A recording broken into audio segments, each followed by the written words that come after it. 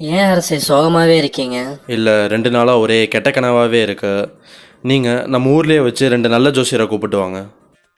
அரசே வணக்கம் ஜோசியரே. 2 நாளாக ஒரே கெட்டது நடக்க போகிற மாதிரியே தோணுது. கொஞ்சம் என்னன்னு பார்த்து சொல்கிறீங்களா? சரி.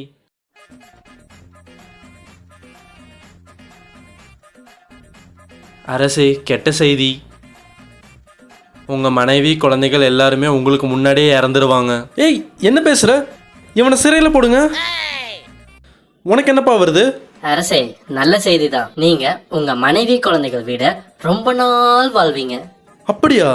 இவருக்கு பை நிறைய தங்க காசு போட்டு கொண்டு வாங்க. அரசே, நன்றி, அரசே. அதே தானே நானும் சொன்னேன். ஏய், இவன் ஒன்றும் சிறையில் போடலையா?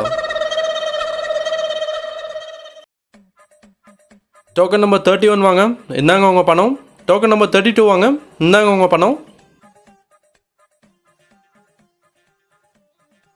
சார், ஒரு நோட்டு கம்மியா இருக்கிற மாதிரி இருக்கு. மறுபடியும் மிஷின்ல போட்டு எண்ணி பாக்குறீங்களா? இங்கே பாருங்கள், ஏற்கனவே மிஷினில் போட்டு எண்ணி வந்த காசு தான் இது. சும்மா எண்ணி டைம் வேஸ்ட் பண்ணிகிட்டு இருக்க முடியாது. போங்க, எங்களுக்கு நிறைய வேலை இருக்குது. சார் உனக்கு என்னப்பா, ஒரு நோட்டு கம்மியாக இருக்கா? இல்ல, ஒரு நோட்டு ஜாஸ்தியா இருக்கு. அப்படியா? கொடுங்க.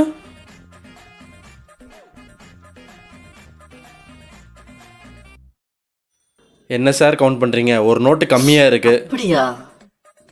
இந்தாங்க, இப்போ கரெக்டாக இருக்கும். Thank you sir. சார், எனக்கு ஒரு நோட்டு ஜாஸ்தியா இருக்கு. அப்படியா? ஒரு நோட்டு ஜாஸ்தியாக இருக்கா? அப்போ கொடுங்க. ஐயோ, இருந்த 500 போச்சே. இந்த 2 ஸ்டோரியில காமனான ஒரே விஷயம், எப்படி ஒரு நெகட்டிவான விஷயத்தை பாசிட்டிவ் வேலை கன்வே பண்றதுன்னு.